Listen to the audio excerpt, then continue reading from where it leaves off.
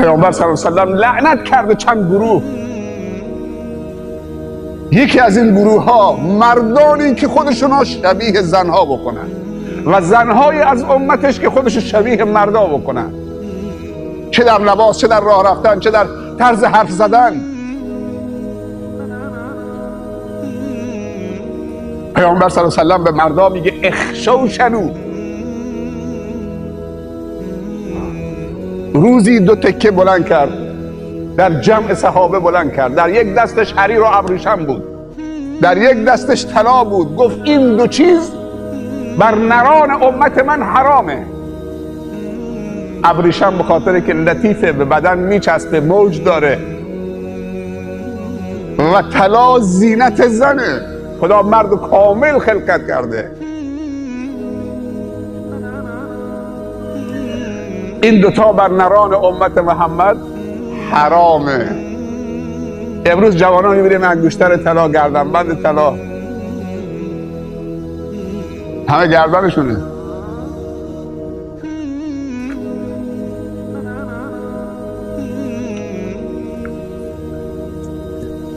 مرد باید صف باشه، محکم باشه. وقتی از خدا بچه طلب میکنید، اگه تازه ازدواج کردید، دست رو بلند بکنید، اینطوری دعا بکنید: خدایا فرزندی به من عطا بکن که در بدنش سالم باشه، در اخلاقش صالح باشه، در خدمت به دین تو و بندگان تو مصلح و مجاهد باشه. خدایا این فرزند رو با این اوصاف به من بده. و وقتی دادی خدایا به عنوان سرباز بدون مرخصی خودت فرزند منو تو لیست مجاهدین دین خودت و راه خودت و نصرت بندگان خودت اسم فرزند من، چه دختر باشه چه پسر باشه، بنویس سرباز بدون مرخصی. اگر میخوای خدا چیزی بهت بده، برای برادرت چیزهای خوب از خدا تقاضا بکن. پیامبر صلی الله علیه و سلم میفرمایند اگر کسی در خلوت خودش برای برادر و خواهر مسلمانش دعای خوبی کرد، خداوند فرشته‌ای در مقابل او میفرستد. همون لحظه‌ای که دعاش تمام شد، فرشته دست بلند میکنه به درگاه خدا، میگه ولک مثل ذلک. خدایا برای خودش قرار بده اون چیزی که برای برادر و خواهرش از تو تقاضا کرد. دعای من و تو به اجابت نزدیکتره یا دعای فرشته معصوم؟ اگر میخوای به چیز خوبی برسی، چیز خوب برای برادران و خواهران تقاضا بکن. اگر میخوای مشکلت حل بشه، برو مشکل دیگران حل بکن که گره زندگی تو حل خواهد شد. خداوند 4 قطره رو دوست دارد. 1 قطره اشکی که از ترس خدا میچکد. بعضی از صحابه و بعضی از بزرگان وقتی که از ترس خدا اشک میریختن و نام الله میبردن، لرزه بر قلبشون میافتاد، چند قطره از دیدگانشون سرازیر میشد و دست میکشیدن، اون اشک کل صورتشون و ریششون رو میپوشوندن. چون چشمی که به خاطر ترس از خدا اشک میریزد، اون چشم با آتش جهنم یک جا جمع نمیشود. 2 قطره عرقی که در راه خدمت به دین خدا و خلق خدا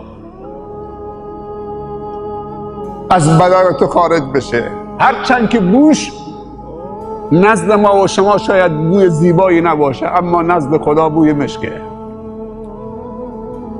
بذار عرقهایی که از بدن ما و شما در میریزه خدایی باشه، رنگ و بوی خدایی پیدا میکنه. همیشه در حال عبودیت و بندگی باشید، در حال خدمت به دین خدا و خلق خدا و بندگان خدا باشید. 3 قطره خون قربانی که در روز عید قربان به زمین ریخته میشه، قبل از اینکه رو زمین بچکه نزد خدا اونجا میچکه. برای عید قربان برنامه ریزی بکنید، هر کدوم 1 گوسفند. اما 4 قطره خونی که از همه مهمتر و بالاتره، قطره خونی که به خاطر نصرت دین خدا از بدن ما و شما توسط ضربه یا نیزه یا تیری که از کمان دشمن و کافر خارج شده بر نقطه از نکات بدن تو وارد شده و اون ضربه شهادت بوده و در راستای نصرت دین خدا از تو خونچه خارج شده و شهید شدید. زیباترین نوع مردن شهادت در راه خداست. اگر من و تو با خدا صادق باشیم، الله با ما صادقه. از اون طرف دلهره نداشته باشیم، خداوند خلاف وعدش عمل نمی‌کنه. اگر قرار باشه که از کسی بترسیم و در جا بزنه خودمونیم، باید از خودمون بترسیم که پایبند مسائلمون نباشیم، پایبند تعهداتمون نباشیم. آدم تعجب میکنه تو بعضی مغازه هایی که نوشتن لوازم بهداشتی آرایشی،